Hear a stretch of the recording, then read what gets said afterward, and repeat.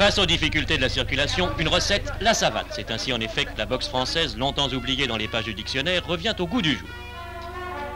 Elle possède à Paris son sanctuaire hautement intellectuel où d'honorables gentlemen viennent renouer avec les exercices chers à Milord Larsouille.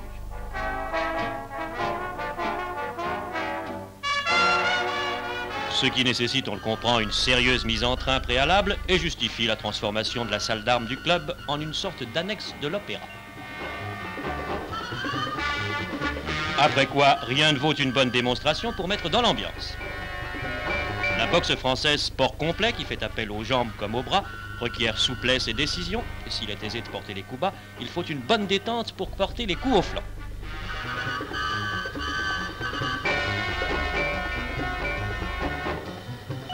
Davantage encore pour les porter à la figure.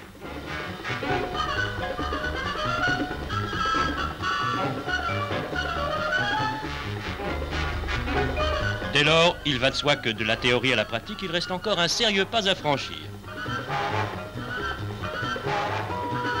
Les meilleures bonnes volontés peuvent en être ébranlées.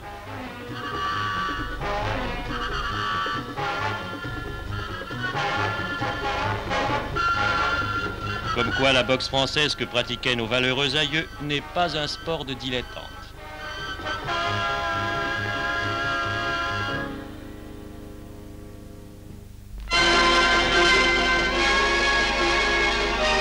Au-dessus de la route nationale, dont les aménagements souterrains sont terminés, l'extension de l'aéroport d'Orly se poursuit. L'aéroport, qui demain sera vaste comme le 5e de Paris, possède déjà les 2 plus grands hangars d'Europe, dotés d'un toit de 50 mètres de volée en porte-à-faux.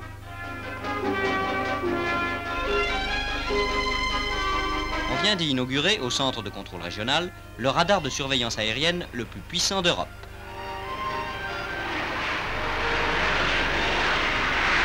On connaît le principe. Lorsque les impulsions d'énergie à haute fréquence, envoyées 400 fois par seconde, rencontrent un obstacle, il se produit un écho, et cet écho vient se matérialiser visuellement sur l'écran du radar.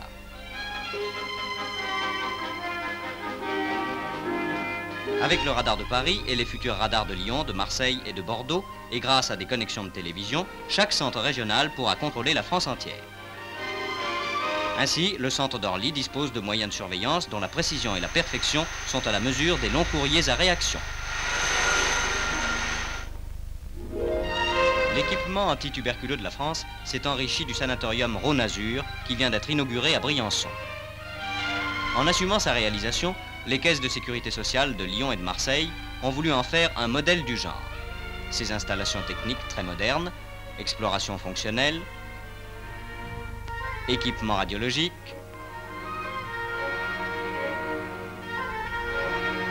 laboratoire, permettent de définir le traitement le plus efficace.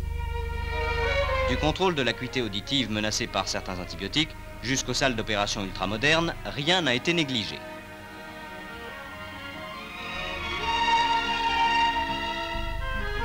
Et à côté de l'indispensable rééducation fonctionnelle des malades, on a fait place à leur rééducation au travail.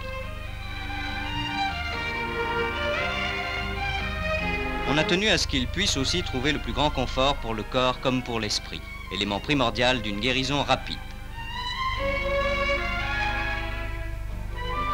À 1350 mètres d'altitude, face au massif du Pelvoux, le sanatorium Rhône-Azur est le seul en France capable de traiter toutes les formes de tuberculose. Les malades y trouveront les conditions les plus propices à leur rétablissement, largement aidés par un ensoleillement exceptionnel de 300 jours par an.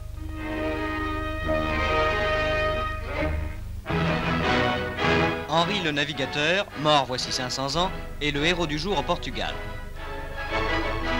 À Lisbonne, en l'église des Hieronymus, construite au XVIe siècle avec le produit des épices et des diamants rapportés des Indes, les chevaliers de Malte, le duc de Bragance et le petit prince, l'ex-roi d'Italie Umberto et le chef du gouvernement, M. Salazar, ont ouvert la série des cérémonies qui, tout au long de l'année, magnifieront la gloire de celui qui fut l'instigateur des grandes aventures océanes.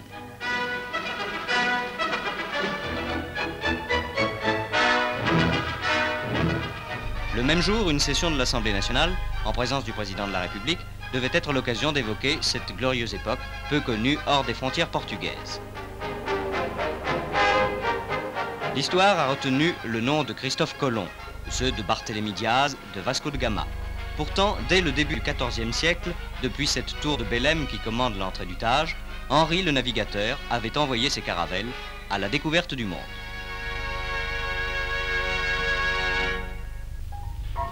Les inventeurs se sont donné rendez-vous à Bruxelles et leur 9e salon s'avère être une mine de trouvailles, toutes plus étonnantes les unes que les autres.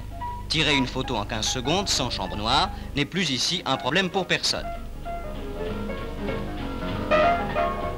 Pas plus que ramer à l'envers sans perdre de vue pour autant l'avant de la barque.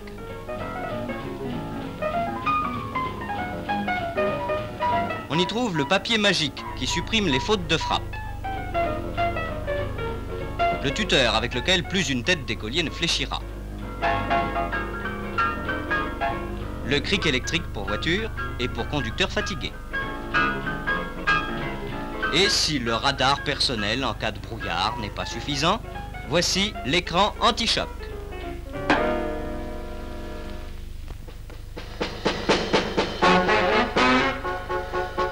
On peut faire beaucoup de choses avec des épingles, même les illustrations d'un livre. C'est le cas du docteur Givago. Les 200 illustrations sont toutes nées d'1 million d'épingles enfoncées dans un écran d'1 mètre carré. Conçu par un peintre parisien, Alexandre Alexeïev, le procédé vaut d'être dévoilé. Les épingles font saillie d'un côté de l'écran. Si on en enfonce une, sous un éclairage particulier, elle fait naître, en ressortant de l'autre côté, une tache sombre. En enfonçant plusieurs, on obtient d'un côté une figure claire, de l'autre une figure sombre identique. Première opération. Au verso, Madame Alexeïev, au moyen d'un rouleau, enfonce les épingles. Au recto, simultanément, apparaît donc une bande uniformément sombre. C'est sur cette bande qu'Alexeïev va travailler en enfonçant certaines épingles. Il dispose pour cela d'instruments de touche de toute forme. Un anneau, il lui suffira de l'appuyer d'une certaine façon, et ce sera la lune. Un autre anneau aux cannelures en épi de blé, et une à une apparaîtront les branches d'un sapin.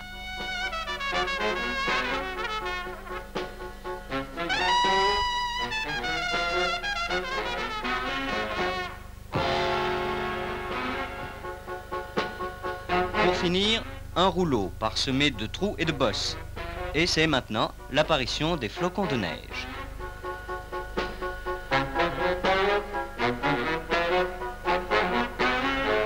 Ainsi, par le simple jeu de l'ombre portée des épingles, plus ou moins enfoncées, tout un tableau est né qu'un coup de rouleau effacera.